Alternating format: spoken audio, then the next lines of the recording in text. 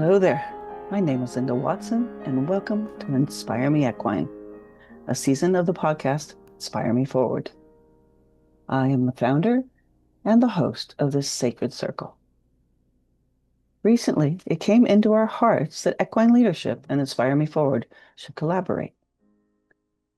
Equine Leadership is a publication of short stories sharing the voice and wisdom of the horse. It is now going into its 11th year. Inspire Me Forward, in its third year, is a podcast sharing stories of life and all the pieces that hold it together, even when it might feel like it is falling apart. This moment in time seemed like the perfect evolution of the two. It felt natural to invite the horses and authors from Equine Leadership. In this space, they will share their own unique ways of bringing the voice and wisdom of the horse to the human world. And so, this season, we will delve into that horse-human relationship and the paradigm that is the herd in Inspire Me Equine. Equine leadership has a unique vision. We believe that horses, living as close to nature as possible, can provide a paradigm of living that is clear, authentic, and heart-based. There is much to learn that is good for all of humanity, as well as the collective that we call Earth. Spending time observing and interacting with the paradigm of the horses is a move to simplify life, to connect with something profound and enlightening. Their natural way of life offers insight into our truest paths. When we step outside of the ring and into the herd, we experience a relationship of equity and compassion. So before we begin, let us take a moment to breathe, to connect our hearts with the present moment, and invite the horses to join us in this space.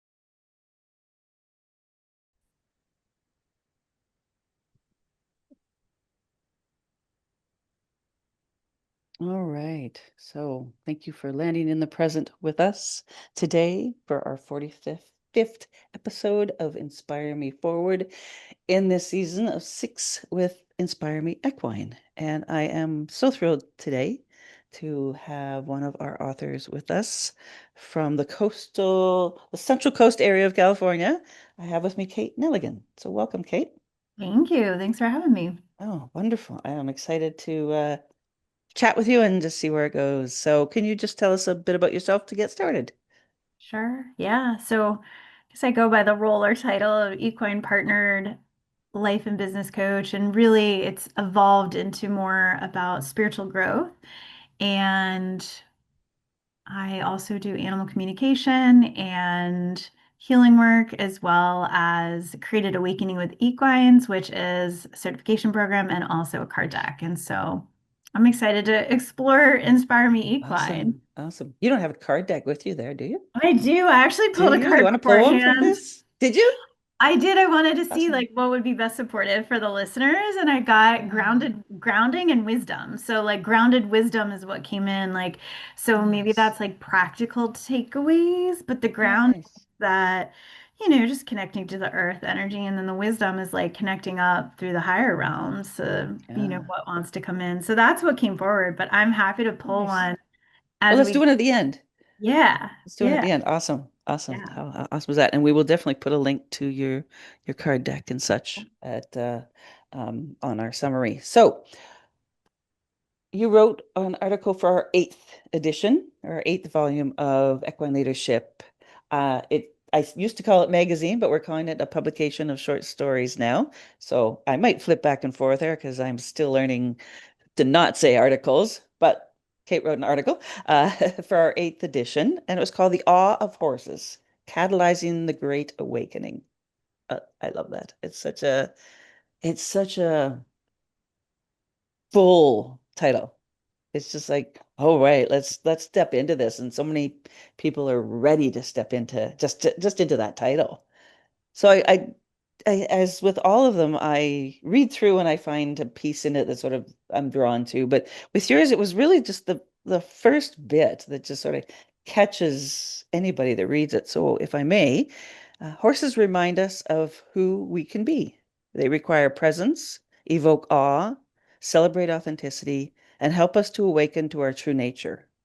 Just being just being and breathing with them can help us to reset the nervous system and to feel unconditionally loved and accepted. Sort of like a mic drop there. It's like, yep, that's what they do. Uh, So true. it's such a perfect, and I know sometimes we'll sort of flow back into that and touch base on that. But so let's just dive right in here. And we always start with asking you about a most memorable moment with a horse. Anytime in your life from day one on. So it actually, when I was contemplating this, I was pretty happy because one just happened last night, literally. So very salient. I have been like processing some grief and loss, not just mine, but a lot of clients as well recently. And just like a lot of the heaviness that's also going on collectively.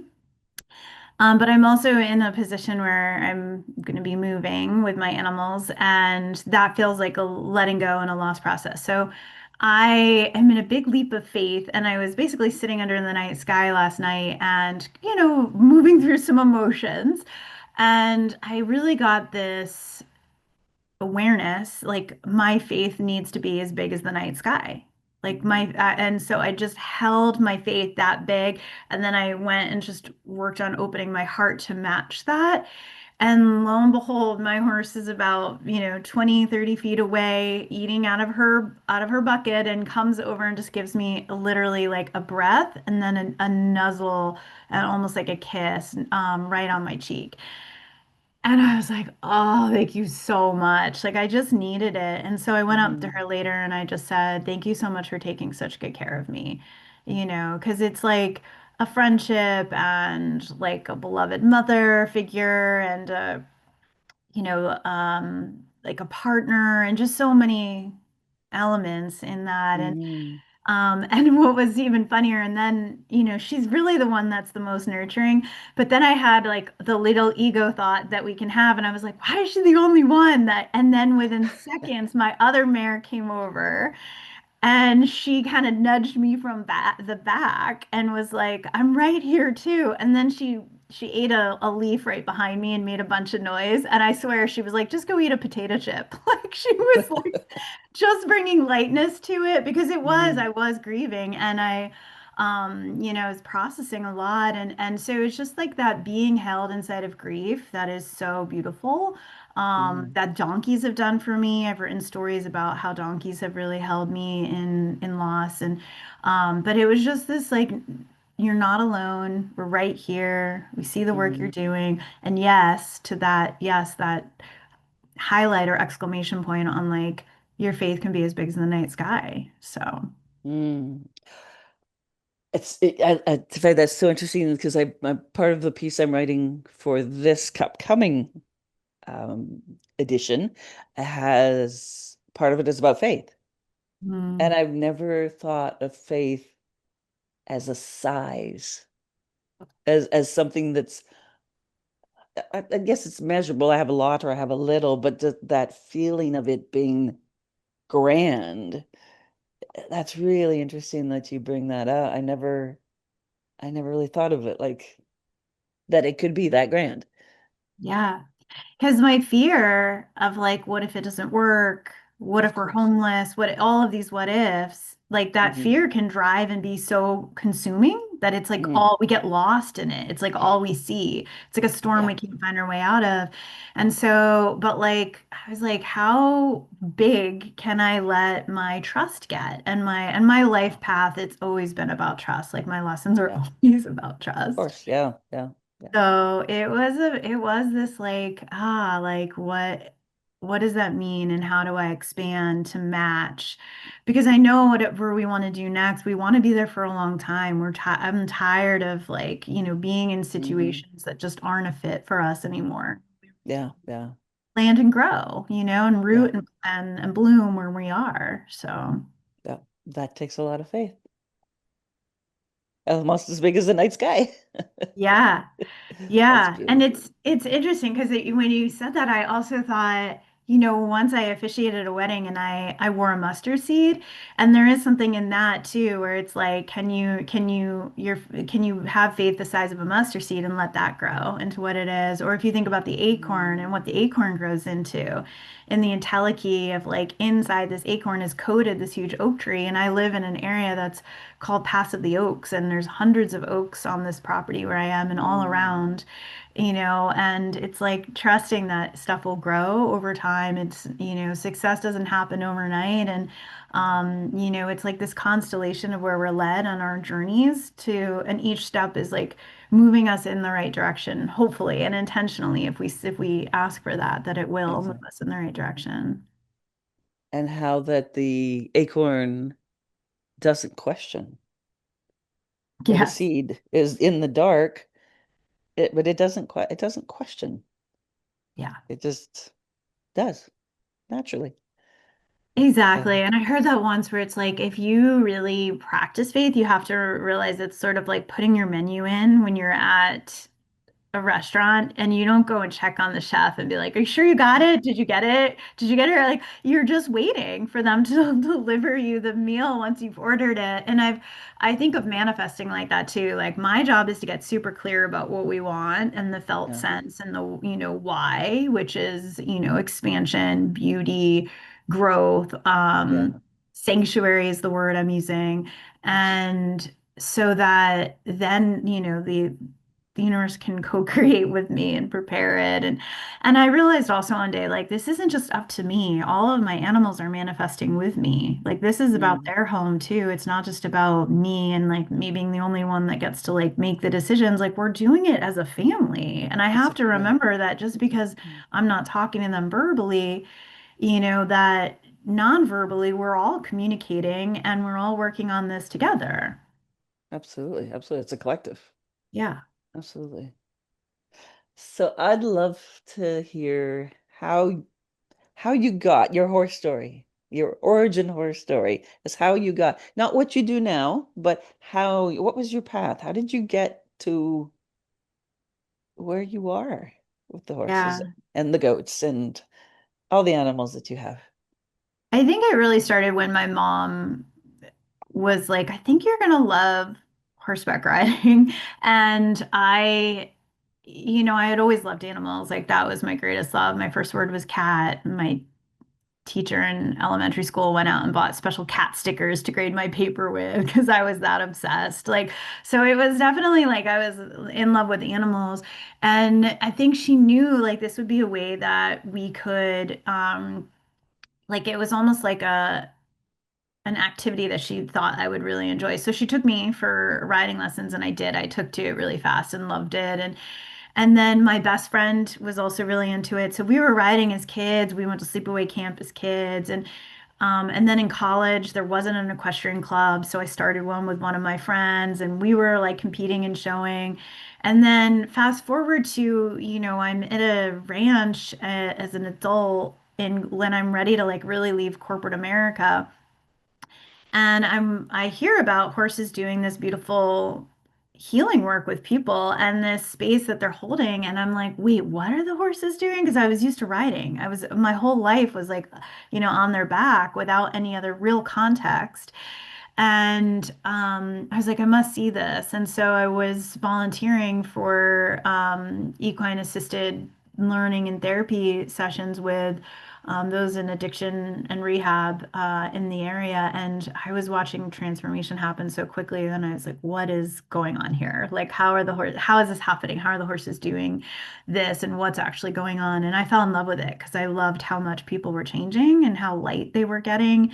So that kind of led me. But I think it was just, as a kid, I mean, I read all the horse books and I watched all the horse movies and I just, I loved it. But I also, on the shadow side of that, like I was bullied for my love of horses. I was neighed at in class and, I had like buck teeth and I was, like, I was made fun of for that and called horse. And I also, my parents were like, you're not getting a horse unless you get straight A's. So it created this Mm, huge, like almost like perfectionism stuff in addition to riding on the East Coast. And those kind of teachers back then, it was like we were barked at. And I didn't even realize there was this beautiful sentient being underneath me. I just was trying to like do everything perfectly when I was riding. So I've always had kind of like both sides to the horse world of both the light and the dark, seeing it yeah. both. Yeah, that's a really good, really interesting point. The how we, many of us were brought up in that sort of hard world of we loved the horses and we loved that what we were doing, but there was this driven part of this that this is the only way to do it, and this is how you do it, and this and control. And I remember one of my coaches, my very first coach, was a very strict German man. And I remember being him being the first person I ever sweared at because I couldn't take it. It was just the power was just too much. And I think I swore at him one night, and I think I we stopped taking lessons there very quickly. Went to something a little softer, but Yeah.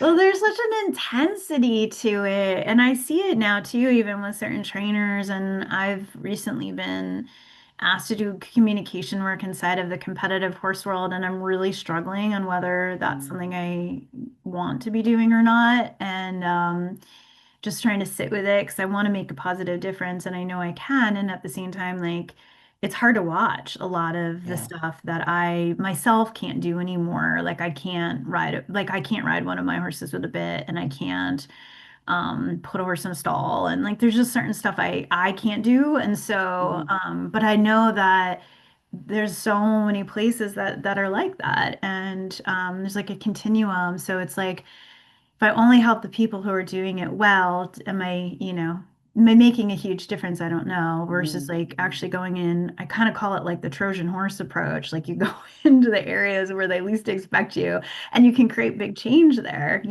So, mhm, yeah, so yeah, but it's an intensity. I was so barked at. Like I felt yeah. like I was, like I literally don't think I was breathing around horses for a very long time Mm, until I actually realized that breath was the best thing I could do with horses was that's deeper breath work.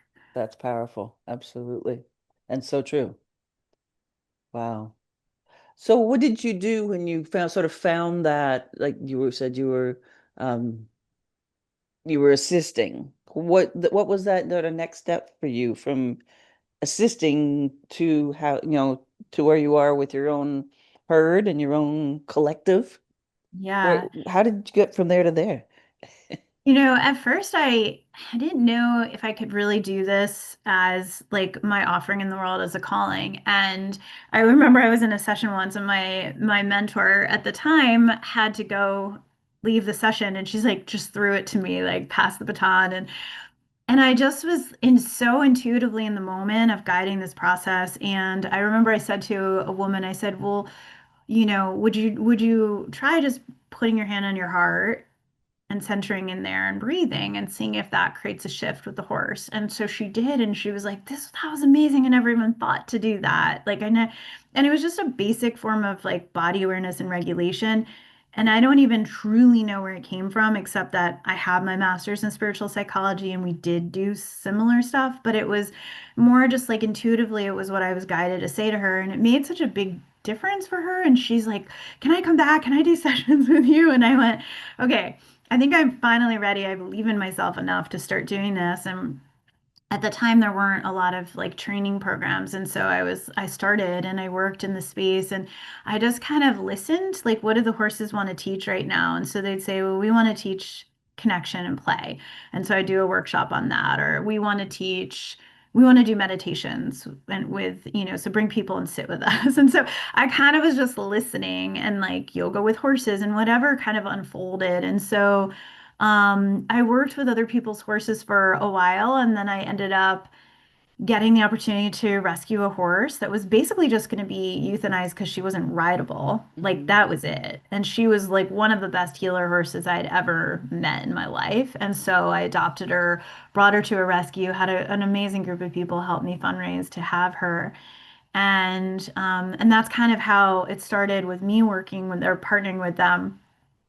And before that, I had a horse that I was leasing, who was really my heart opener horse. She and I never did equine coaching together per se. She definitely worked me, Hmm. but she was more my first heart horse and soulmate horse that really just kind of helped me come out of the corporate mindset of go, go, go Yeah. to and like super results focused and Mhm. transactional focused to being like, hi, relationships more important. And she really taught me about like how love leads, and that's and her name is Felice. Her name means happily in Italian. And so Nice.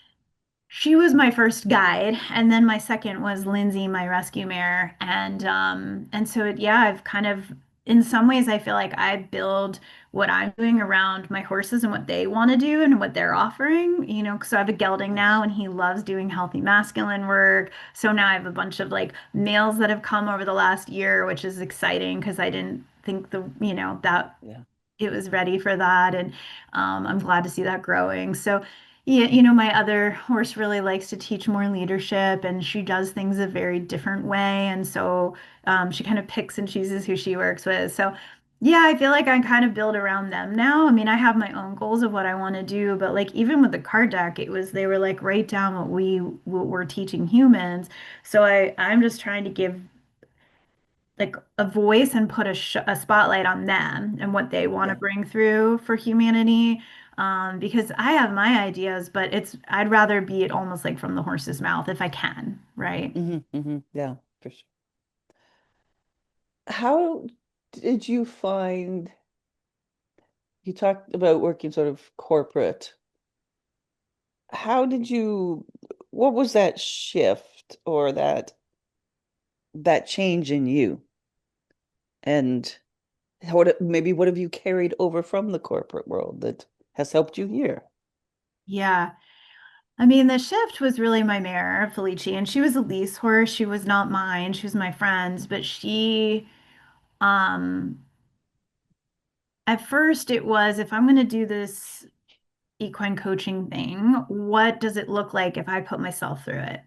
And so Hmm. I had to unlearn all of these very driven type A go-getter Hmm. ways to the way of the horse, which is presence and grounding and softness and like lightness and intention. And she taught me. So I had all these shifts and I had to like almost let go of like my identity. And I Yeah. actually like a lot in my life changed. I don't have the same friends that I had when I was in corporate America, the same goals, the same desires. It all just changed. Um, when the horses came in, I say the horses took over my life. Like the horses became like the CEO, and I work for them now. And then, what I do like to keep the work ethic that I had in corporate America because I find some of the younger generations are not in the same space of work ethic where it's like, you expect them to show up and they're like, I don't feel like it. So they just don't show up. Like, and Yeah. that's hard for me. So I like to keep my kind of corporate work ethic because there's a standard there of Sure. excellence. And I still enjoy marketing. I did marketing for many years and I still enjoy Nice. like marketing. And I also really love storytelling, which is what I was doing in entertainment. It's using the power Mm, of video and media to share stories, and that's one of my great loves next to the horses is storytelling. So yeah. So keeping the essence of what you were doing, not necessarily the environment that you were doing it in. the environment, which is the culture, which was toxic, and also how I was doing it, which Okay. was through results over relationship and drive and burnout Yeah. over like feminine and balance and all of that. So Hmm. it was how I was doing it and like a lot of some of it was also just the people around me and like, the values changed. It was like a very ego-driven world and I was in that. Yeah. And then it became much more about a soul-centered, service-based world. Nice. Nice. So, oh no, hold on. We got one more thing before we jump in the next one. I hear you have goats. I know you have goats. How did Yeah. they come? How did they, and how do they, how is their space? What is their space in the collective? And like, how did that all start? Yeah, that started in a fun way. I was telling that story to someone earlier, to a client earlier. I did a sound bath with goats in Los Angeles at the time where I didn't know really much about goats besides like always enjoying them because I think they're spunky and fun and like quirky. And I'm a Capricorn, so the goat thing is like part of me. And I did the sound bath and I was like smiling for hours afterwards to the point where like my jaw hurt from smiling so much. And I'm like, this is awesome. Like, if I love it this much, other people are going to love it. I want to share their joy. And I do think it is a joy thing where they bring that in the collective.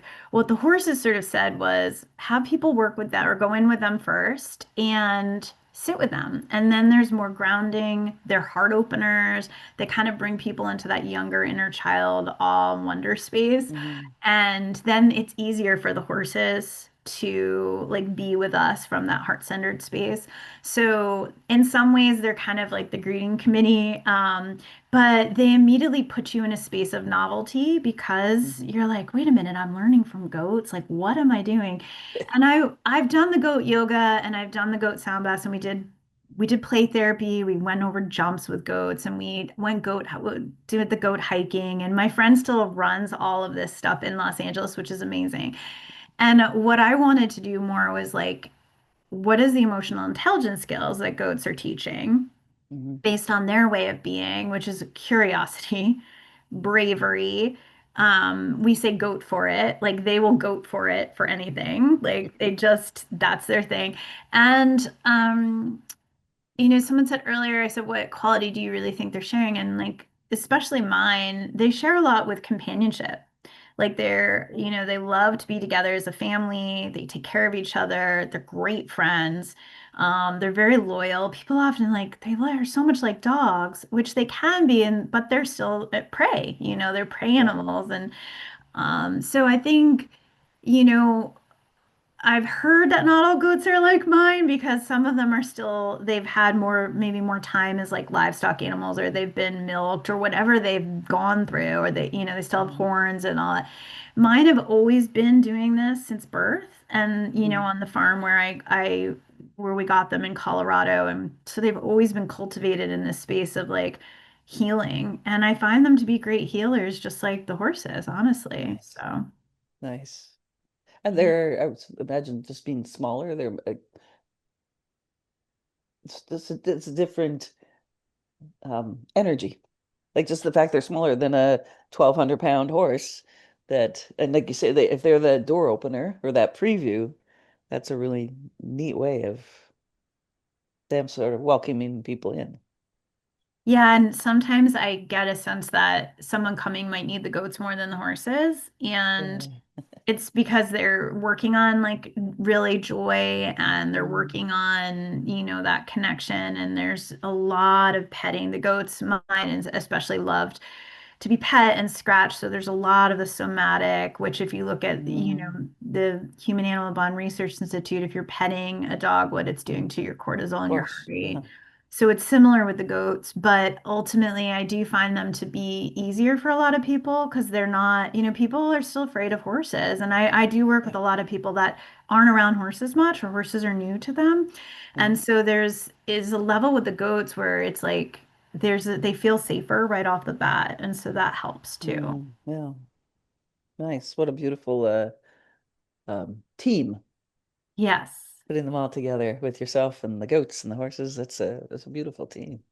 And hopefully Um, more species in the future. That's one of well, my goals. yeah. And somebody said to me once, it's also it's the sounds because they have different animals at the farm, and that people come and they might come to be with the horses, but then they're over with the cows, and the cows have this like this calming, just this calming sound.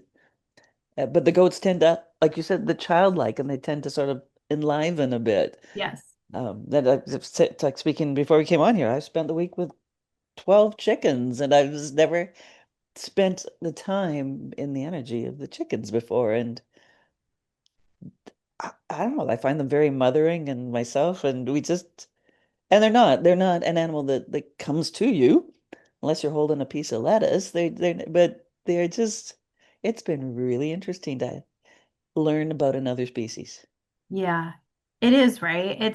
And chickens are fascinating because they're very smart and they can be very nurturing and cuddly, especially if they've always felt that way. I've been Yeah. around them at different farms and ranches and also people who do partner with them in animal assisted work. And I do find that they're also, that's kind of something people don't expect too, right? Because they're Yeah. so known in the meat industry, obviously, Of and course, yeah. as something what people eat, but it's like when you actually get eye to eye with a chicken or hold them, Hmm. I do think like rabbits, I have a friend and client who does a lot of work with rabbits in this space, Mm. and it is this nurturing where you're holding them and they're close to your heart and they're small.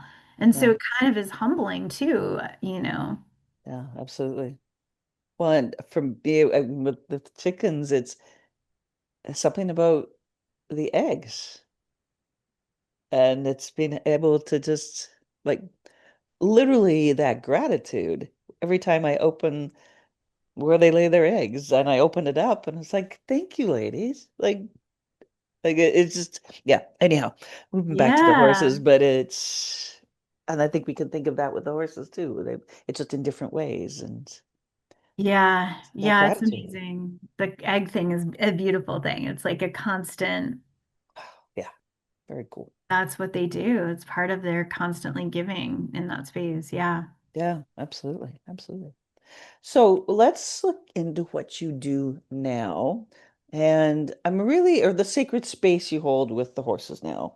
Um, I'm really trying to be cognizant of the words I use. So I'm trying to take out the word work as much as I can, yet I realize it's hard to do because that's just what we say. So I always think of it as like, what is it that you do in the sacred space of the horses?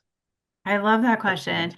And I totally want to ask you about the word work because I have not really known what else to call it. And even in the beginning days, I wasn't calling it workshops. I was calling it play shops. Oh, Because I'm nice. curious, yeah, I'm curious why you don't want to call it work. Because I don't like using the word use when it comes to horses ever. And that's a No, big one. agreed. I've taught, the people I train, like we don't use horses, or it's like go get those horses to use. And it's easy for it to slip out of our verbiage because we might even say like, oh, the fair I use is, we even use it human to human, Mm, but it's like, so it's an easy thing, but I'm trying to bring cognizant awareness to the word use. So I'm curious about mm. the word work for you, what that brings. I think it's domestication and the that if we bring it to the human world, it's that we go to work, we come home, it's part of a routine, it's part of what's expected in our um domesticated world for humans. It's an expectation. So it becomes this thing that nobody really wants to do, but we have to do. So if we can, like, that saying that, love what you do, you never work a day in your life. That's an old saying, but it's true. It's a joy, and it's a space that we share with the animals, and it becomes, until we can change the definition of it in our hearts and use the word work as something that we enjoy, like a good day's work on the farm is that's very different Yeah. than that. But I think the word work, when we're asking an animal to do it, becomes a control. Yeah. Interesting. The use is the same thing there. So I'm just really trying to, for me, it's just trying to soften that, and giving them the autonomy is like sharing the space with them. Yeah. Yeah. Yeah. I love it. It's so interesting because I'm someone that used to hate my work. And so I know what it's like to Mhm. have that, or I felt like I was working for the man. And so I had a hard time with the word work for a long time. And then working with corporate groups in that space where it's like they want to talk about work, I've thought about like how does work work for you? Right? Because that work has a double meaning. It can like how does work work? Work means it Exactly. works. Like it Yeah. actually Yeah. it's not broken, it works. Yeah. So it's functioning. It's like so it's an interesting play where I've thought about how do we get work to work for us and work for everyone. We're like, but I like the word calling. Like, and I love how you're saying Yeah. sacred space. But for me, it's a call, like it's a calling or it's purpose. Hmm. It's like Yeah. I'm on my purpose. Um, and yeah, I don't feel like I really work. I mean, at all.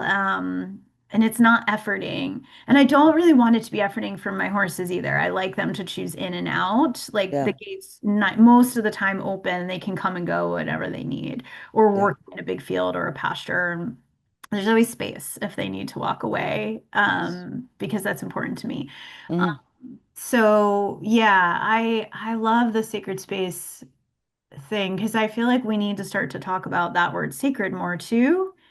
And Oh, I'm yeah. just starting to hear that in the last couple months. That word is like there's a resurgence of that word, which I love. Yeah. Um, yeah. Yeah. It's like I said, I go back to the I've been like farm sitting, and a good honest day's work on the farm is very different than trudging to work. So Correct. it's what we put into it. Yeah. So Yeah. yeah, but I appreciate all that. That's it's an evolutionary thing, I believe. It Um, is, and I yeah. think it's important to talk about it because I don't know if any of the people that I talk to and train are really considering it, and I really want them to consider it. That's why Mhm. I was like glad to that you bring that forward, Mhm. just like I want to bring forward the word use so that people like Yes, don't use yes. that. No, no, no. But that's the domesticated.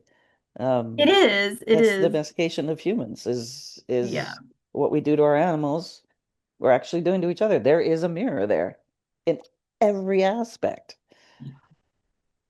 Although what I find interesting is there like part of what I've always wanted to do is create like a video where it was where people start to look at there's so much that we would do to horses that we wouldn't do to another human. You would Mm, never like just go grab your friend, throw them in your car, and take them to eat sushi with you if you absolutely hated sushi, right? Like it, or yeah, to like you couldn't, or you got sick if you ate that. But meanwhile, like we do that with horses. We just like go take them and make them do stuff like for our own yeah, enjoyment or benefit. And I would love for people to just consider if you wouldn't do this to your best friend, why would you do it to your horse? 100%. Absolutely. Absolutely. Yeah. And that's for my want of a better word, that is the hypocrisy. Yeah, exactly. Is that, for want of a better word, love, but there is that, and I mean, yeah, we could go down that rabbit hole. We could. I just wanted to bring up, I It's good. love it No, because it's good. when you said I don't want to use the word work, I was like, this is juicy. And I want the people listening like that I'm going to share it with to also like Yeah, consider it because I don't even think they're considering that word. yeah, They're considering the word use, but I don't know if people are considering the word work. And I like yeah, us considering that word too because absolutely.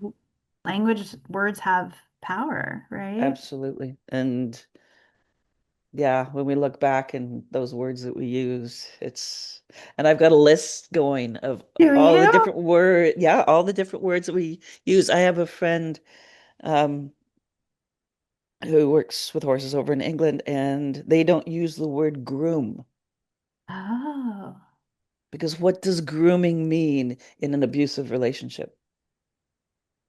oh, interesting. So a human comes in that's been in an abusive relationship, Yeah. and they start using the word groom. Oh, So they turn it around, and go, let's go brush the horse. Do you want to yeah. brush the horse? Yeah. But it's those, it's little things like that that we tend not to put much weight in Oh, totally. until one person goes, wait a minute, I was groomed. What do you mean? What are you talking about? Like it just becomes this, Yeah, but I think this comes from a society and a business that we are not as trauma informed as we should be. true. I agree on that. And also, I think where there's like, I don't know if it's like I think it's just a mindfulness, like a missing Mm. mindfulness, or this like, because I saw like a sticker at this horse park recently, and it said more leg, and I wanted to go scratch it out and be like more intention, like leg. Where horse doesn't need more leg? Like what? Like, oh, so anyways, Yeah. yeah, it's hard. I mean, and I find that the more we know, the more responsibility we have, and then it can be hard and lonely as we get to holding the Mm. space. And I love that's why you have these conversations because it's like for people to consider, you know, Yeah, exactly. other And they're all different. Absolutely. Absolutely. yeah. So what is it that you do in the and you've talked a bit about your horses and how they each have sort of their thing they like to do. But if somebody were to come to your place and to have spent time with you and the horses, what could they expect?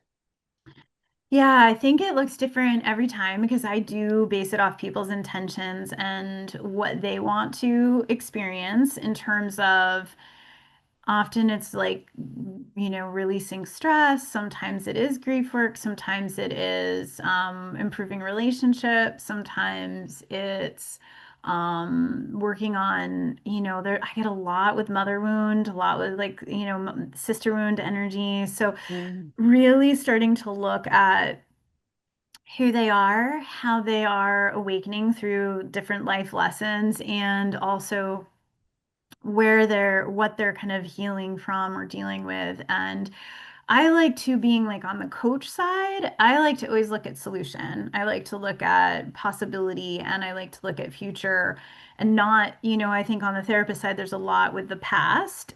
mhm. We do go there when needed, but I'm kind of an interesting hybrid because I'm definitely not a therapist and I have my master's in spiritual psychology, which was taught by two therapists.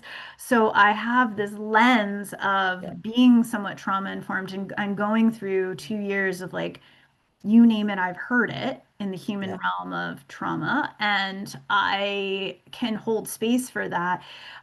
So people come when they're ready to do the deeper dive, like, but I love helping people grow intuition.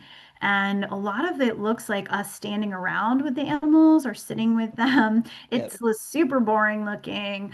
My one horse does like to do some leadership coaching on halter and lead. So she will Mhm. literally walk up and touch the halter and like say like, "Hey, let's do this together." Yeah. And that's something she wants to do. And she kind of feels like she can teach that way through more movement. But we're, eye to eye and really like today, there was people wanting to just touch. And I Mhm. said, would you stand here and just receive and like relax your shoulders, just open up your body and receive. And then my horses Mhm. get to choose where they want to touch, what they want to do, and where their energy work is going. So Mm. I believe they're doing a lot of energy work, and that's the space that I hold for them to be able Nice. to do that. And I was really like happy when they left today. They said, gosh, we've never done something like this before because they're used to the traditional, Yep. equine assisted learning space, which is more exercise driven. Mhm. And there's learning in that. I'm just a big fan of it. Like it's got to be as fun for the horses as it is for the humans because if it's Yeah. just human centric, and I've learned from those models, it I don't know if the horses are really happy in that space. And then like I don't really want to do it because I love horses so much. And part of why I learned animal communication was to get back to them, is to be able to hear them, to be Mm. able for Yeah. them to be like, yes, this is a yes, or no, this is a no. Like, so I can honor them better and their choices. Mhm. But I do, my favorite thing is what my mare Lindsay taught me, which she was like, stop doing and just stand here and receive. And then Love all that. of the Yeah. magic opened in that Yeah. moment. And I started to actually feel what the horses were really doing. So Receiving is a hard thing. for a lot of people, yeah, Yeah. Receiving. But I heard once, that was brilliant. To actually receive with your hands, you have to open your fists. yes, and Yes. open and let go of that tension and open. And I was like, It's ah, vulnerable. Yeah. it It's is. And vulnerable. there's an art, there really is an art to it. Yeah. Yeah, it's a like a mini surrender and a vulnerability. It's Yeah. definitely intimate.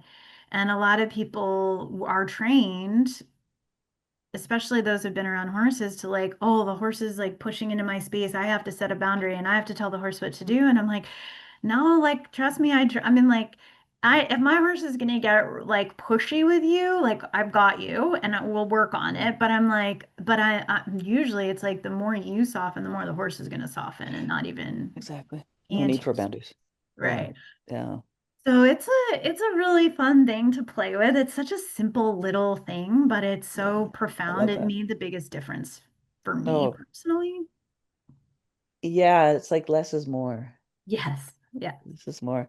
And the idea of, and I just see it all the time in the space I share with them, is this concept that we as humans tend to bring that touch means love. Right. And there's this misconception. And to be able to stand back and receive that love without the touch is paradigm shifting. Yeah.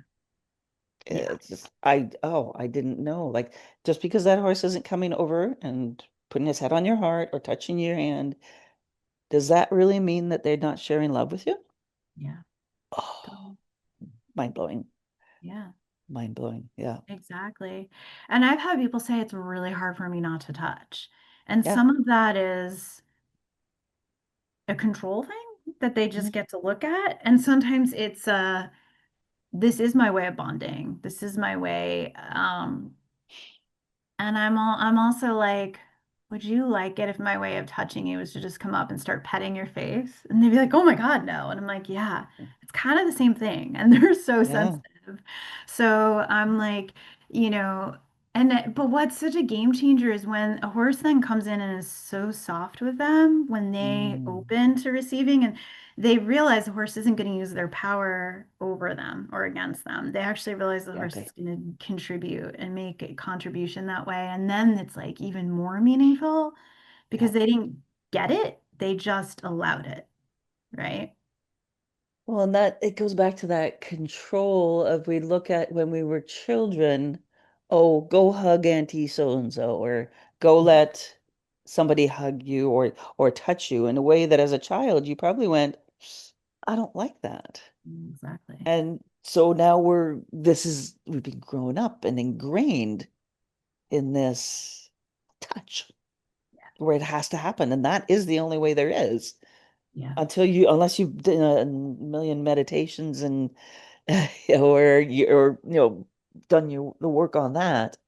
That is the only way your body knows is Yeah. touch.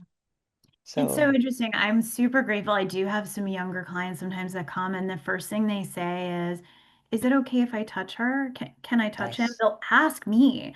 And I'm like, thank you so much for asking. And then I'll be like, Mm, why don't you read if the horse likes it or not? And like they'll kind of go in and I'm like, just watch the subtleties, watch if a yeah, horse leans in a little more, or just turns away from you. yeah, And I'm yeah. like, if you can read this, like you can bring this into your relationship, Hmm. into any intimate encounter, right? It's so that is so hard for people to grasp. I used to take some of the energy work that we used to do, and I say that is noticing those subtleties and being at a distance from a horse and seeing that from a distance and then seeing it closer and closer and and then actually doing it with another person. And I remember doing that in office spaces and with teams. And I'd hear people go, "Oh, but she's my best friend. I go hug her all the time." I'm like, hmm, does she always want to be hugged? Right. And the first time somebody actually said to me, sort of put their hands up and said, I don't want a hug today, I was horribly offended. Oh, wow. I was so offended. I thought, what did I do wrong? Until somebody said to me, it's what you did right. That she felt comfortable enough to say to you, not today. I just don't feel it. Yeah, And I'm like, totally. oh, never thought of it that way. And life changed, like that whole thing shifted and changed. Totally. But this Yeah. idea of people don't, we're not watching those subtleties in each other. No, and I mean the first experience I had with this whole world of equine assisted work or learning and therapy was this thing where we would ask those who were in recovery to go say hello to a horse, and they would put their hand out like this, the way a nose would touch a nose in the horse Hmm. world, and we would just ask them to do a nice high respectful hello. And some wouldn't get close enough and wouldn't even give themselves a chance to make a Hmm. connection. Some didn't get it right away, so they took it and they immediately like went for it and like kept petting, the Hmm. horse's face. And some got a really like sweet acknowledgement and like a very nice, respectful hello. And I remember that was like the first real like activity or thing I learned, and it was profound. It still is. I Hmm. still utilize that a lot, which is Sure. you're going to see how someone is right away. How are Yeah. they in situations? And I'm like a reformed, I need to touch a horse all the time. And like Hmm. even right before this, I went to go like kind of like move the mane out of my horse off my horse's ear, and she just turned her head to me, and I'm like, I'm sorry, you don't want me touching you. And I immediately apologized because I know she's like, stop it. And I was like, and so, but I'm like, Yeah, I'm it's sorry, natural. and Yeah. but I had my mentor, my second mentor was like, she encouraged me to ask permission before I even entered a horse's area or Hmm. stall. And I was like, Yeah. what? Like this is going so different than I was taught as a kid to just pull harder on their mouth, Of course. right? Yeah. Control, control. Yeah. Yeah. Yeah. So I Yeah. was like, now I'm going to ask permission to go in a stall. Best thing that ever happened to me. Of course. Humbled me, got me Yeah. out of my human-centric, crazy, like, Yeah.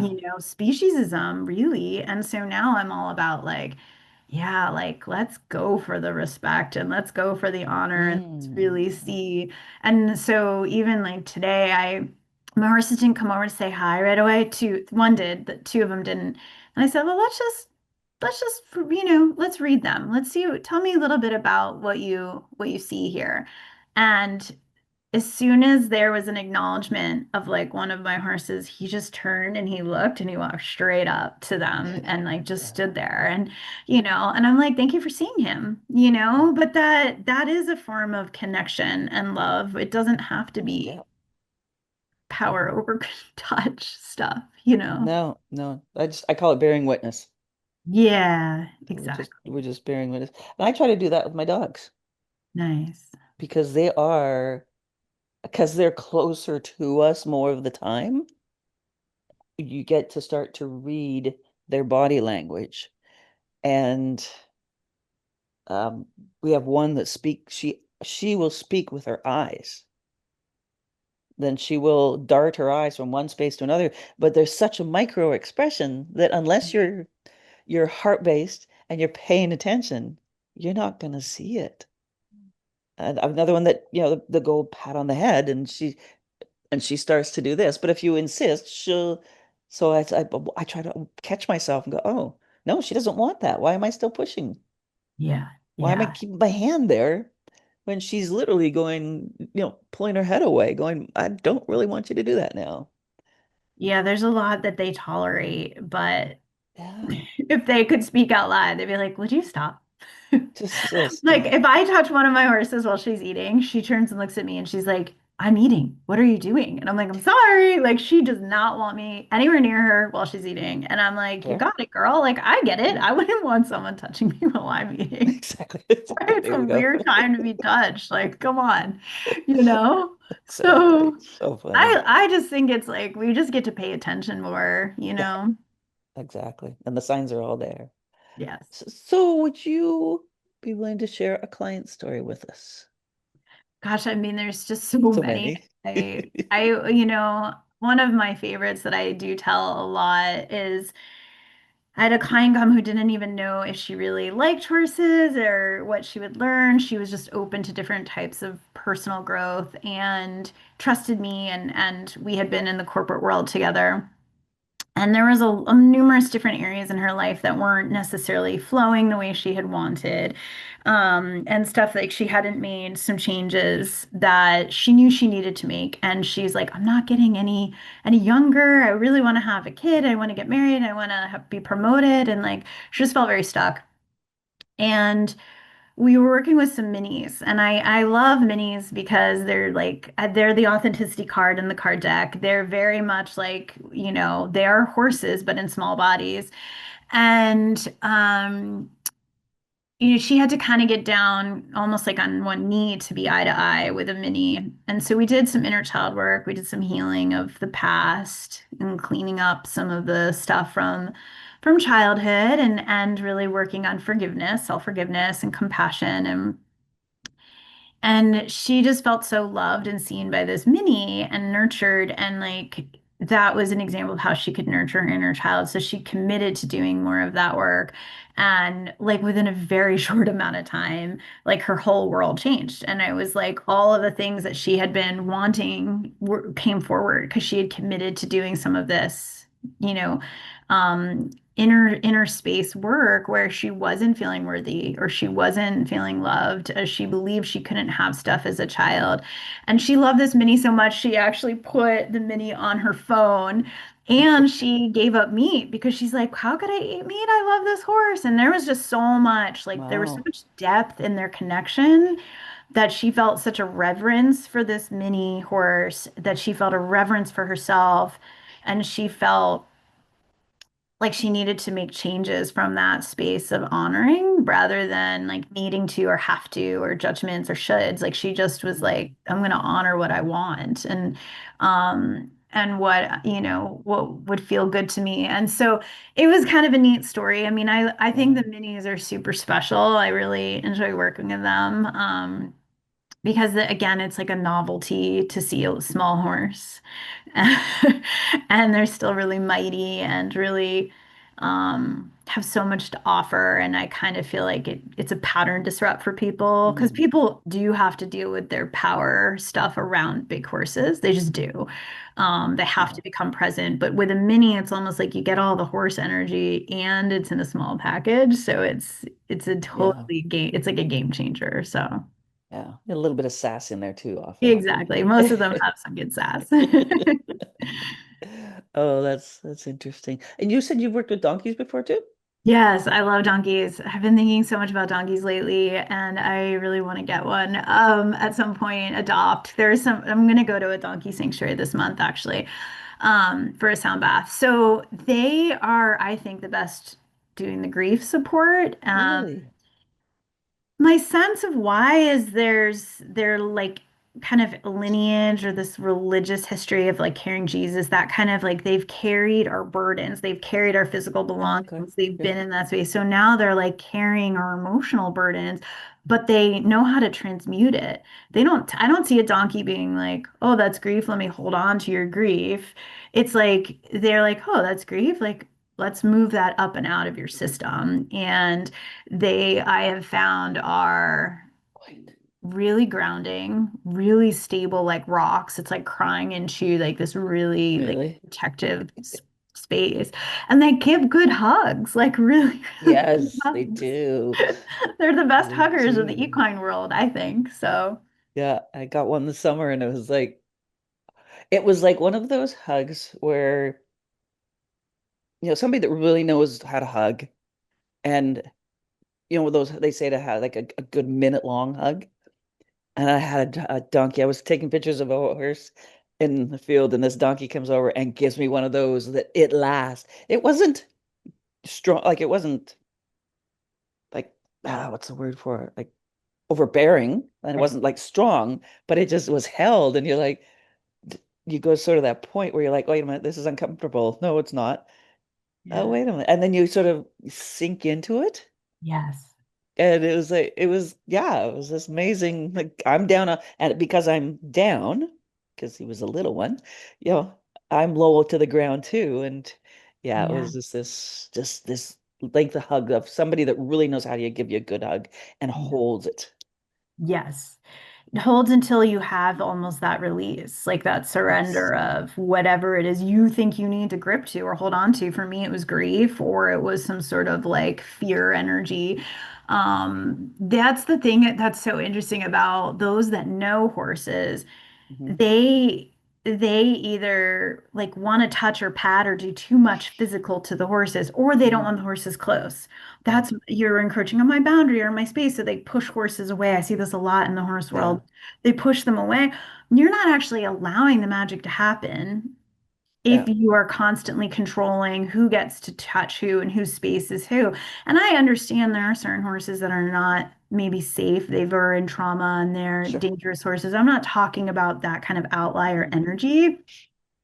I'm talking about, or even wild horses. That's a different negotiation of Yeah. space, 100%. But like the domesticated horse, they know how to make a difference with their physical touch to us. And Yeah. so it's like us allowing that without trying to change it or control it. I think that's where all the magic is. And the donkey showed me that too. Like I used to fly between Hmm. Los Angeles and Colorado a lot, and I Hmm. would come back, and all I wanted was to sit on the ground with the mini donkey at the ranch in Colorado and get grounded because I had to get back into Mile High, and I could tell from flying I was just totally off balance. And so I Hmm. would just sit on the ground and breathe. And I mean, the wisdom that came in from the donkeys and like they Yeah, I love cuddle, it. they're so cool. But They're it's that. so cool. I just want to go back to the boundaries of camp just for a second. Yeah. That idea of putting these boundaries up is like it's like the body going or the psyche or the mind or the ego going, no, I don't want to deal with this, as Hmm. opposed to dropping that and letting the horse come in and surrendering to it. Mhm.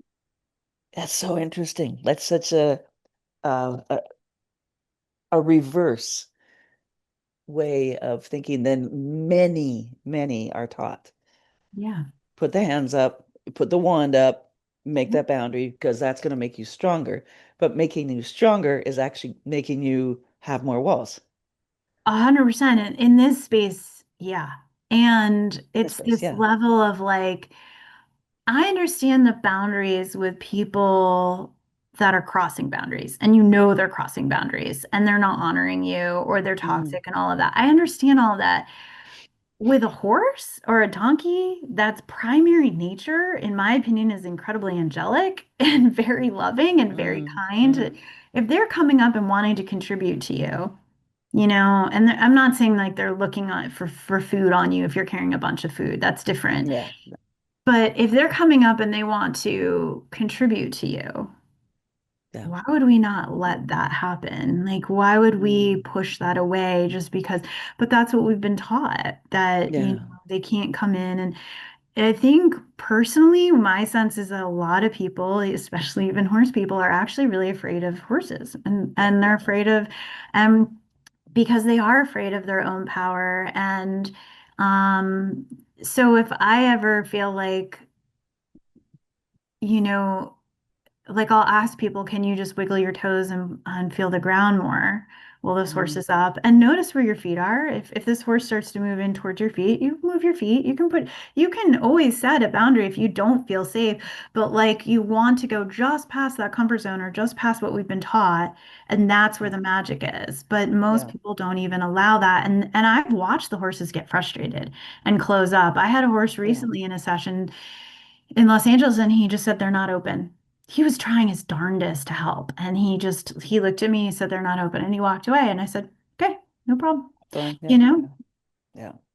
It's got to be a So, choice that's made totally. to be open. Yeah. I guess there's two schools of thought then. Is that idea of dropping those walls to let the horse in for that magic, or there is the flip side of this horse is teaching me to use my voice and use my boundaries against people that might be toxic in my life. Like I can see both sides. They do both, and they do both. And that's why, again, it's reading the subtleties. I mean, personally, that's why I like animal communication training because then you can ask, are you doing Yes, boundaries? Are you doing energy? And they'll exactly. tell you right away. Actually, this is a boundary class. Okay, thanks. And I think because I'm so familiar with my horses, and when I work with new horses, I have to read it a little bit longer. Like I have to see it through a session or two. Yeah. But I can almost tell when the energy is more intense or chaotic when it's like Yeah. a boundary test Yeah. versus it being about like there's a softness and a clarity and an Mm, intention to where they're going, which is an energy work, good point. Yeah. Yeah. Yeah. you Wisdom. know. And that's what makes a great facilitator. It's like it's playing with it because but then I get the like, aren't they just itchy? And I'm like, yeah, they're also horses and they can be itchy and they Yeah, want to rub up against exactly. you. And So it there's doesn't also mean anything, that. they're just itchy. Yeah.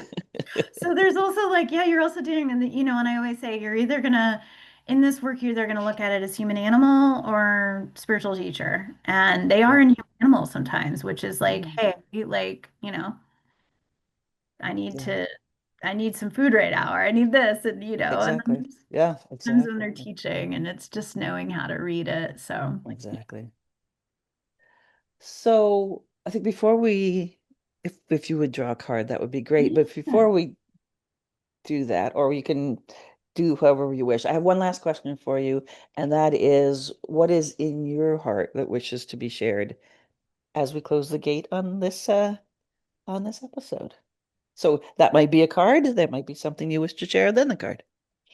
Yeah, I feel like, let me see if the horses want to bring anything through instead of like what I want to share. Because I don't know if there's anything in particular Sure. that's coming forward for me, but um, well, what they shared earlier, and I feel like it's coming back today, is this level of when we're in times of great change to find the things that keep us inspired to navigate the change, to know kind of our North Star, like the compass, our Mm, why, and to stay grounded. I think that grounding card came in earlier, right? mm, Which might look like hugging a tree. It might look like sitting on dirt. It might look like eating, root vegetables and that kind of thing. It looks different for each of us, how we get grounded, but then also to know the wisdom we need and to seek it and to find it. And that's what that's what you're doing here. And that's what mm, the stories are in equine leadership. And that's what, your show, this podcast is about as well. And it's like the biggest thing that I think too is that we have to find like-minded community, and that's not always easy in the horse world at times. Um, and I think part of what I've been thinking of lately is like, how do we act more like a herd? Because mm, there's so many different pockets of the horse world, and I sometimes don't know where I fit. And yeah, I don't, and it might feel like I fit, and then all of a sudden I don't anymore. And so I don't want to be an island because no horse really likes to be alone, right? And at the right. same time, you want to be in a herd that feels functional, because dysfunctional herds can cause a lot of stress, right? So Hmm. Hmm. Yep. I think that's the other thing coming in. So yeah, be Yes. curious. Thank you. The way I Yes. like to work with the deck is, what do the horses most want us to focus on or grow right now? So Hmm. this would be Okay. specifically for your listeners, and it's coming in. Woo! And it comes out. This card keeps coming up. So this is my gelding, and his name's Winter. It's the strength card. And I think it's the strength of heart. It's like how and then the body being stronger so that it can move through all of the changes and all that's going Mm, on. For Earth to get stronger too, like we need Earth to get feeling good. And then like the mindset, like one of my mares the other day said to me, she's like, you have to stop worrying. And I'm like, I know, you're right. But it's even like that strength of like not letting the mind run away with you and knowing, how I've been pulling the strength card a lot lately. So I'll just tell you the part the horses said, because I wrote okay. their bit, then I wrote my bit, and then I wrote a mindfulness exercise you can do with them. But what they said about strength, and I'm curious what that means to you, Linda, but so Strength says your body wants to grow and stay strong so it can move, lift, carry, and run. Give it the time and energy it needs. Your heart also needs to stay strong and your stomach too. Give them what they need to thrive. So it does feel like a physical sense. But then when I wrote, actually, there's much more than just physical strength. There's also a strong mindset, strength of heart. People see horses as strong because they are in many ways. It's why people feel like they can cry on their shoulders because they have this rock-like presence of support and stability. That's what we were talking about with the donkeys. Mhm. Being in the center of chaos without judging or adding to it is a form of strength. Be the rock for yourself and others the way the horses can be for us. Mm. I like that chaos bit. I did too. That's what they mean about change. They're like, how do you find your center? So it says, being in the center of chaos without judging or adding to it is a form of strength. Yeah. Well, and chaos can be, I wrote about this in my book. There was a whole chapter on chaos and creativity. Mm, And they can be friends. And if we're, it depends on whether we're aware of the chaos. yeah. If we're aware of it, or sorry, let's go the other way. If we're not aware of it, then it's just mayhem Yeah. and it's causing our body to feel certain ways. But if we can go, you know what? I'm sort of feeling chaotic today. This is feeling a little, so I'm going to stand in the middle of it and let it whirl around me and feel my feet on the ground, like you said there.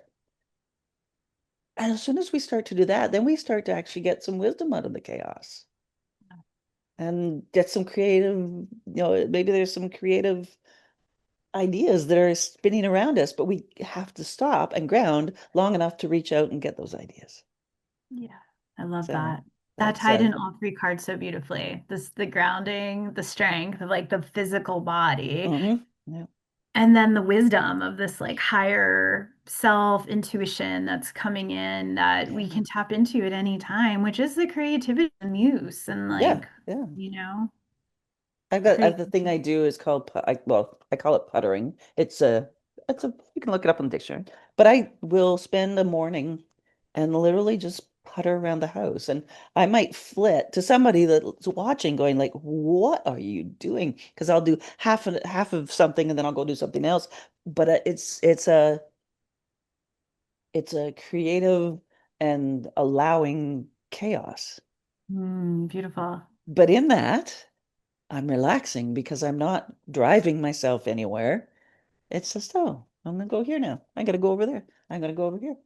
And in the end, it's very relaxing. And in the end, I usually have written down pages of notes and things. Oh, what about that idea? What about this idea?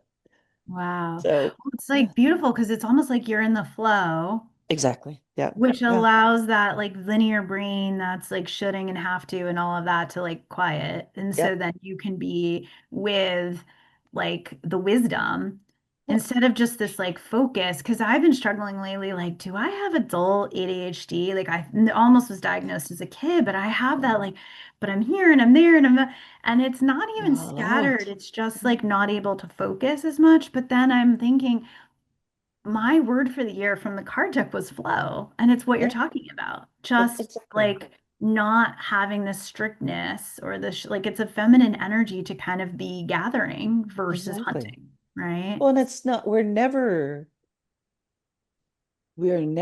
perfectly still. And Right. you talk about flow, and if I look to the river's always moving. My father was a biologist, so he would take us to ponds and rivers, but he'd take us to these little stagnant ponds. And he's always say, there's a world at your feet. And to me, to this day, it's like, oh, look down. We're always told to look up. Well, look, but sometimes look down because here's this what we think is a stagnant, stuck pond at our feet. But if we look really closely, if he gets out the mason jar and fills it up and shows us, there's a whole ecosystem there. So this idea of we're never really still. We can be Yeah. calm, but we're never really still Yeah. in beautiful ways. And we look at it as beautiful, not as in Heart, yeah, palpitations. Well, and I almost think it's like we're never really stuck, is how I'm hearing No, it. never stop. Because No. still, I love stillness of 0 point, which is Mm, like point of creation, point of destruction, where there's literally like it's just there's nothing there. I yeah, love that practice for myself. But what I hear you almost saying is we're not really stuck. We're never, never it's not stuck. really like Never. locked into place. It's still moving and creating, Yeah, and yeah. Think we're of in that creation. and think of it like ebb and flow. Hmm. And we don't honor the ebb. Yes. And as soon as I think I'm stuck, I consider the ebb and go, Yeah. wait a minute, I'm actually just ebbing right now Yeah. because I can't flow all the time. Like flow is flow, but there's ebb and flow, and I can't be flowing crazy all the time. The wave needs to go in and out. Yeah. And when I start It's to see that, I'm like, oh, okay, totally I different. love it because that it reminds me of one of my first lessons from Felici was pause. Like, because I was Yeah, just trying to always do this, like, let's get it done. And it was this yeah, whole, like, my first mentor would literally yell at me, Stop your feet, just stop them. Because I was constantly moving. And then I would realize that as soon as I stopped my feet in groundwork with horses, I had the power to choose my next step and I could exactly. recenter. So this year has been a year of rest for me, and I do Nice. believe that rest is really important for equines and especially Oh equestrians. yeah, It's important for all of. It's like we have to get that balance back in too, you know. absolutely. So Awesome. It has been yeah. so wonderful to speak to you today. Thank you. You too. I I love the love our metaphor. I'm going to think conversations. about the pond quite a bit now. There you go. Oh, in his 90s, he would have a jar in the car. He'd be No like, way. stop the car. And we go out for Sunday drives and he'd stop the car. There's a pond. Go get some water. And No way. absolutely. What would you do with it? Oh my God, I love it. Oh, I was like a tadpole he girl. would hold it up to the sunlight and still tell us from when I was a little kid. He would show us all the different bugs in it and that were moving around. And oh yeah, I used to hold when I had a farm. I used to hold summer horse camps. But one afternoon was my dad taking everybody out to the conservation area Wow. and showing people, he looking at puddles and saying, "There's a world down there. Look at it." Wow. Yeah, Oh, it's yeah. awesome. So I there love is. it. I love tide pools in the ocean, and I always was a tadpole girl as a Oh kid. yeah.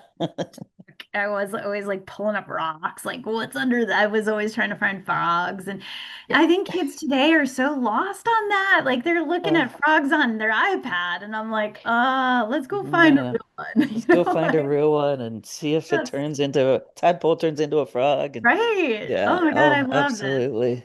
jar Absolutely. exercise. How cool. Awesome. That's awesome. Well, thank you for being with Thank us you. today. And thank you all for joining us in our circle at whatever moment in time you are listening to this. I hope you're inspired by Kate and her horses and her herd and her goats. And I will put a link to her equine leadership piece and anything else that we've spoken here today, especially her cards, in a summary when I post this. There's many ways that you can stay tuned and stay inspired. We have our Facebook group called Inspire Me Forward, and we have an equine leadership page. You can subscribe to any of the Apple, Spotify, Buzzsprout, everything will go on there, or this will go on there when I'm ready to post it. And please consider sharing this episode. I like to call it share it forward. We just never know who needs to hear the words that were shared in this sacred circle today.